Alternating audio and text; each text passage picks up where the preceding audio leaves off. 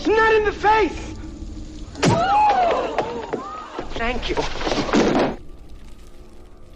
Hello and welcome to Hey, Not the Face with your host, John Nash, and your producer, me, Steffi Haynes, and we are going to talk Matchroom finances today. But first, let me throw it over to John so he can tell you how his week has been. Oh, adequate? Just adequate? Adequate. I mean, I don't know what more I have to add. It's an adequate week. We had one nice day of weather and some mediocre weather out here in Los Angeles. Wow. Has it been raining? It has been. It's supposed to rain today a little bit too. But next week's supposed to be spectacular. So my mom left. My cat I did a little jig to celebrate her leaving. So poor lady. She just wanted a little cat to show a little affection and got none. So that was my week. All right. So I wanted to start this show with something that I saw yesterday. And it was about a memo that was released from the UFC. But I feel like I need to back up and give a little backstory to this, why they did that. So back in February, Charles Johnson was interviewed by Jamie Theodosi of Cage Side Press. And it was right before his last fight, and it was going to be his 6th consecutive fight at the Apex. And when they interviewed him, he was really upset about something. So I want to read to you why he was upset about fighting again at the Apex. He said, "For the time, I enjoyed it, but now I'm just kind of like irritated with it because I don't feel I've been afforded the full UFC experience, and my whole career is likely going to be in the fucking Apex, and no fans. I can't even get my wife in there and my baby girl because the tickets are too fucking expensive. They're $1,600 plus. And they say that they don't have any tickets every time I fight. Just one to give to my wife. That's the most irritating aspect of it. For it to be in-house and stuff, I feel like you could give just one seat for my wife or for a family member." Now, fast forward to yesterday, the UFC puts out a memo, and Nolan King from MMA Junkie had broken the news on Twitter, and they included on MMA Junkie the actual memo, which I'm going to turn over to John because at first it seemed like this was a great thing because the gist of the memo is that they're going to give 4 tickets to family members that for family members or friends of fighters that are fighting at the Apex. And I thought this was great, but John pointed out to me that it's not so great. So I'm going to turn it over to him so that he can tell us why as he reads through the memo. Okay, well, Hunter Campbell sent a memo in response to that. Obviously, it sounds like it was a direct response because of the, obviously been getting a lot of complaints by several fighters. I'm betting not just Johnson, right? Mm-hmm.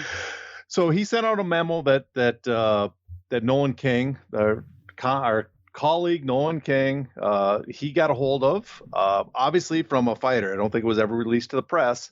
And it says, the memo says, beginning with UFC Fight Night this Saturday, April 6th, athletes who compete on cards at UFC Apex will receive 4 seats for friends and family to watch their fight only. Following the bout, your guests will be escorted out of the Apex. This practice will be in effect for all events at UFC Apex going forward. And then just more UFC event operations VIP hosts will coordinate all details with you during fight check-in of your respective fight weeks at the hotel room. All details will be provided, including specific arrival times for your guests. So hopefully people listening, it's pretty obvious what the key line in there is. And that key line is, following the bout, your guests will be escorted out of the Apex. So the 4 tickets are not really 4 tickets for your friends and family. They are for an opportunity for them to come in just to view your fight. And so basically they walk you in. Would it be like security walks those people in and escorts them to whatever seats they get, and then as soon as the fight ends, they get escorted back out? Is that what they're saying? I don't know how the logistics can work. Maybe they put you in a little trolley car and the car brings you out and then you get done and it moves along like you're at Disneyland and Is a there a ride little there. horn? Maybe they do something like that. But it sounds like what they do is they arrange it. You are in a holding area, probably watching on TV, like a green room in the back. It's almost like being on a talk show, it seems. A green room, someone will escort you in. I don't know if you get an actual seat, right? Is it a viewing area? Are you going to be standing? Do you get to sit to watch the fight? Wow. Compared to everybody else. And then after it's done, I mean, are we the viewing audience that's watching from home? We're going to be able to see them, bring them in, sit them down, and bring them out to leave during the before and after the fight, or are they going to be an area that's that's maybe not the best sight line, so they're not in view of the camera? I don't know the details, but that's the general gist of it. Seems pretty obvious that they're going to bring people in to watch that one fight and then usher them out. Be like the old Living Color, or no, I mean not the Living Color, the Showtime at the Apollo. Showtime at the Apollo, but I Yeah. was thinking of the skit with Chris Rock when he had the clown played by Chris Farley come in and get you off the set. Yeah, Showtime at the Apollo, they had the clownish guy with the big hook that would Yes. hook you and pull you off the stage. I remember that. Now, I do have a couple of questions, if you don't mind. Oh, if I can answer them, I don't know if I can, but I will try.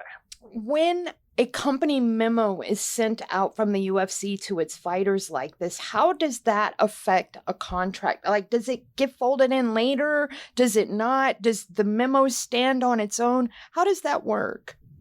Well, this is not a contractual agreement. The contract has its own portion of the agreement. And I'm sure the contracts now say, like, I'd have to go through it again, but you'll be supplied tickets if the UFC is able to, I think it says. So they say they can't do it for Apex events. And so it's in the contract. They don't have to.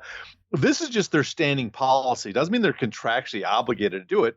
This is just what their standing policy is going to be for the Apex events. Let's say they had an Apex event, and let's say, Trump, or maybe, well, I won't say Trump. I don't know if he's ever gone to the Apex, but I know that Zuckerberg has gone to the Apex. Like, they closed off the whole Apex. Remember when they were announcing that his virtual reality thing, his virtual headset, that soon we would be able to watch UFCs on the virtual headset? Well, they had closed off basically the whole Apex for him. So what happens for, let's say, fighters that have a fight there and they're expecting their tickets, but it's been closed off for Zuckerberg, so they don't get those tickets? Would this memo stand up in court or anything like that in arbitration? No, I don't think this would stand up at all. Again, it's not a contractual obligation. This is just their policy, but doesn't mean that that's a guarantee that this is going to happen. So and many of the events too are basically sold out because they're sold out to high end corporate functions that are paying tons of money for the event. And the Apex, I think they were planning to scale it up. I don't know if they ever did, but it holds less than 1,000 people, several hundred.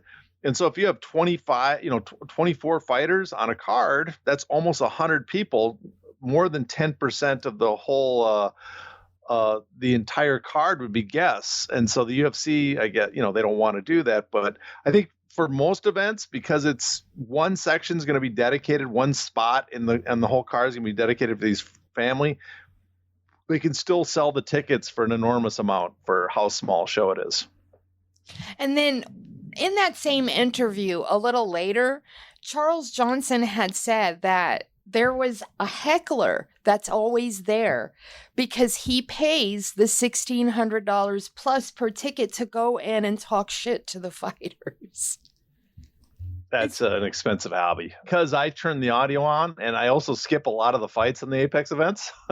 I guess I've not heard that guy or seen him. Yeah, me neither. But I mean, that's crazy. That's crazy that there's a heckler there that literally buys a ticket just so he could talk shit to the fighters. It's Ken Pavia. I don't think our audience would know who Ken Pavia is, but he's a former MMA manager, a terrible one, but yeah. So let's go ahead and jump into this Matchroom boxing finances that we have set up for everybody, because there's some really interesting stuff in this. So first of all, what is it we're going to be looking at today? Well, today we are going to be looking at a bunch of different filings to the company house, the UK company house. It's kind of like their SEC filing department where you have any company, you have to file your finances with them. And they are much more public at the level of company than we are here in the US. So you get a lot more details for smaller companies through the filing system there, and even private companies than you would in the US. So it has some interesting details. Okay. For those out there that don't know, what exactly is Matchroom?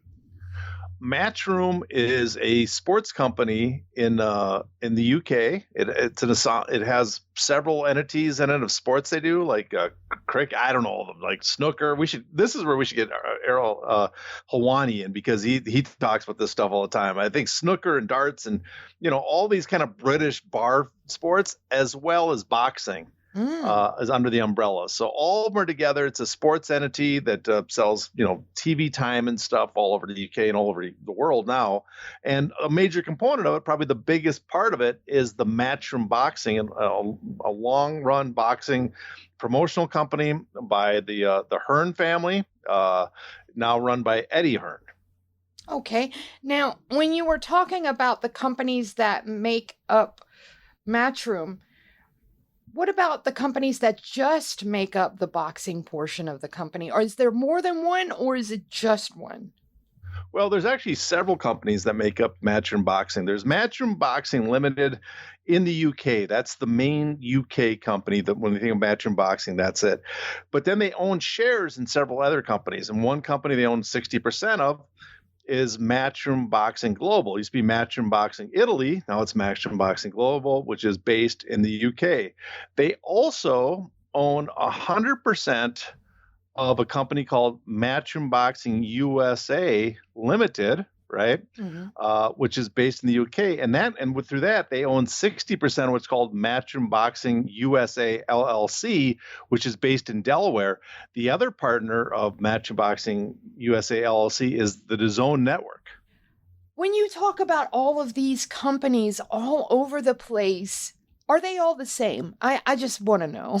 Well, they're technically the same. I mean, they're technically the same ownership. Matchroom owns Matchroom Boxing. Matchroom Boxing owns at least 60% of Matchroom Global. They also own 100% of Matchroom USA Limited, which in turn is partners with DAZN with Matchroom Boxing LLC. And so it's the reason behind all these entities is partly so they can do business and get tax breaks and do revenue can pass through with their partners in different regions of the world. But it all comes together under Matchroom Boxing on the boxing side, and then Matchroom Boxing is a component of Matchroom itself. It's a subsidiary of Matchroom. So it's quite confusing for sure. It is, and there might be some purpose behind the confusion, but it's just simple to say Matchroom, and we'll try to make it as simple to follow as possible. You said Delaware. Delaware is a central point, like a mecca of businesses. Why Delaware? Delaware is very popular in the U.S. for one simple reason. They have a lot of laws and rules that restrict disclosure. And so it is hard to get information from Delaware companies. They're very pro-business in that sense. And so if you have a company registered in Delaware, it's very hard to get information about the size, the makeup of the company. And so people like putting companies in Delaware for that very reason. All right. To obscure what is the company itself. So what is their revenue and profits for Matchroom Boxing Limited? Okay, so this is the UK company, Matchroom Boxing Limited. And last year, they made, in the year ending June 30th, their fiscal year runs from July 1 to June 30th. So during that 12-month span last year, they saw 101 million pounds, not dollars, 101 million pounds of revenue. And so, convert that to dollars, and that's basically 126 million US dollars. Damn, that's a lot. That is a lot. It's if you compare that to most MMA promotions we have, we see that it's that it dwarfs most of the MMA finances we've seen so far. 30, if you look at the old class action filing, 25, 30 million for Strikeforce, and Bellator is the highest. Bellator at the end of its career got close to numbers like this, but that was only for 1 year with DAZN. But other than that, this is much higher than most MMA promotions, but of course dwarfed by what the UFC currently makes. The UFC makes currently 1.2 billion, so 12 times. Well, I guess 10. Was converting to US dollars, 10 times what Matchroom Limited UK is bringing in revenue wise. Remind everybody again, this 126 million US dollars comes from which branch? This is Matchroom Limited UK. This is the filing, the company they have based in the UK. And that company is comprised of what percentage of all of it? Well, we'll get in the details, but that's the parent company of all the boxing. So they own all the shares of all the other companies. Okay, so that is their total. Yes. Okay. Where are they making all this money from?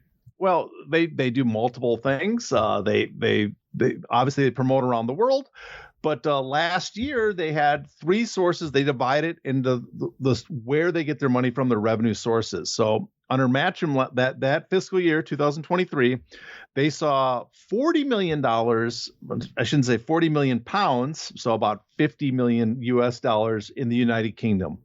Then 3.6 million pounds, or about almost $5 million from Europe, the EU. And then for the rest of the world, about 57 million pounds, or about 70 million US. And so this was an increase. I should point out too, this had been an increase from the previous years. If we go back, the previous year, this is the 2023 June 30, 2023 total revenue, 100 million pounds.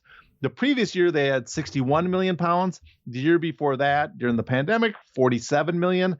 And then the year before the pandemic was pretty close with that, now 94 million pounds. So they had a pretty big dip during the pandemic years. Can we tell how much they're getting from Saudi Arabia? To access the bonus content of this episode, you must be a paid subscriber.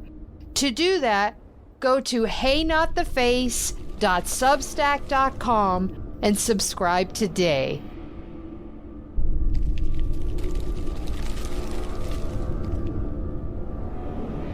Ow! Ow! Not the face! Ooh! Okay, the face!